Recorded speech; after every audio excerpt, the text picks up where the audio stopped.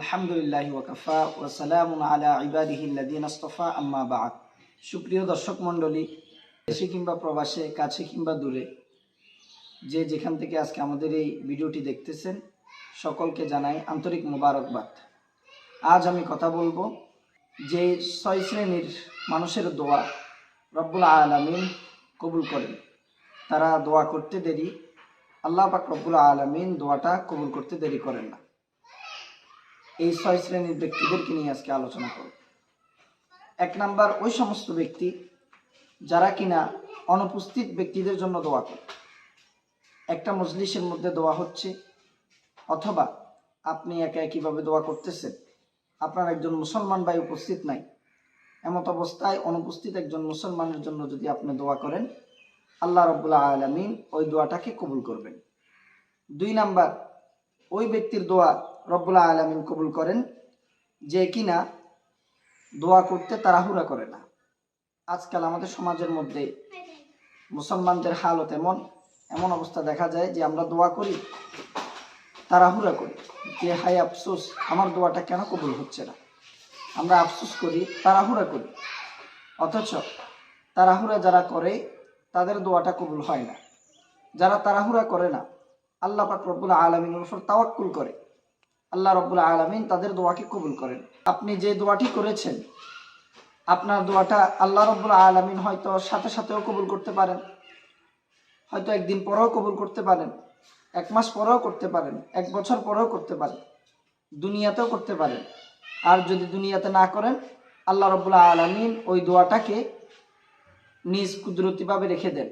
কাল কিয়ামতের ময়দানে এই দোয়াগুলা আপনার আমলনামার অ্যাকাউন্টের মধ্যে রব্বুল আলামিন যোগ করে দেন। অনেকে হজে যাওয়ার জন্য দোয়া করে, আল্লাহ আমাকে হজে নিয়ে যান। মদিনায়ে মনোয়ারার জিয়ারতের জন্য দোয়া করে, হে আল্লাহ আমাকে মদিনায়ে মনোয়ারার জিয়ারত করার তৌফিক দিয়ে দেন। কিন্তু অনেকে যেতে পারে না। কিতাবের মধ্যে আছে, কাল কিয়ামতের ময়দানে কিছু মানুষ তাদের আমলনামার মধ্যে দেখতে পাবে, তাদের আমলনামার মধ্যে হজের সওয়াব দেখা যাচ্ছে, মদিনায়ে মনোয়ারার জিয়ারতের সওয়াব নেকি দেখা যাচ্ছে। তারা আল্লাহকে বলবে, হে আল্লাহ আমি তো হজ করি নাই, আমি তো অমুক ইবাদতটা করি নাই, অমুক নেক আমলটা করি নাই, তাহলে এই নেক আমল আমার আমলনামার মধ্যে কেন?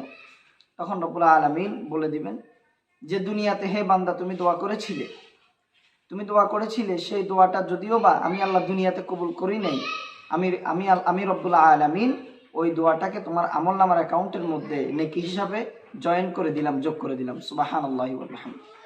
তাহলে 2 নাম্বার, ওই সমস্ত ব্যক্তির দোয়া রব্বুল আলামিন কবুল করেন যারা দোয়া করতে তাড়াহুড়া করে না।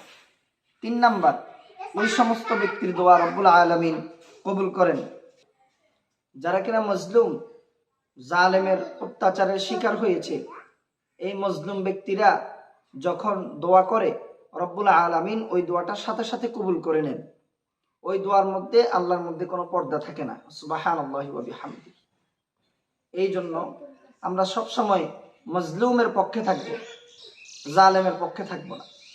4 নাম্বার, ওই সমস্ত ব্যক্তির দোয়া রব্বুল আলামিন কবুল করেন যারা কিনা মুসাফির, সফর অবস্থায় আছেন।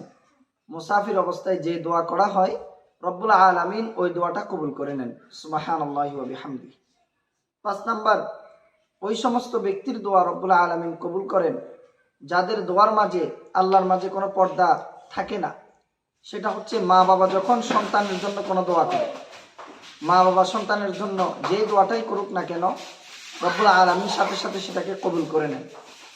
6 নাম্বার, ওই সমস্ত ব্যক্তিদের দোয়া রব্বুল আলামিন কবুল করেন যারা ইসমে আজম করে আল্লাহ রব্বুল আলামিনের দরবারে প্রার্থনা করে, দোয়া করে। যারা ইসমে আজম পাঠ করে আল্লাহ রব্বুল আলামিনের দরবারে দোয়া করে।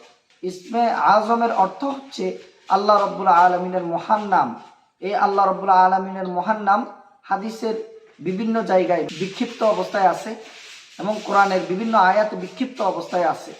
এই ইসমে আজম পড়ে যেই দোয়াটা করা হোক না কেন, আল্লাহ রব্বুল আলামিন ওই দোয়াটা কবুল করে। তো রব্বুল আলামিন আমরা যখন দোয়া করব, ইসমে আজম পাঠ করে আল্লাহর দরবারে প্রার্থনা করার তৌফিক দান করুক। ওয়া মা আলাইনা ইল্লাল বালাগ। আসসালামু আলাইকুম ওয়া রাহমাতুল্লাহি ওয়া বারাকাতুহু।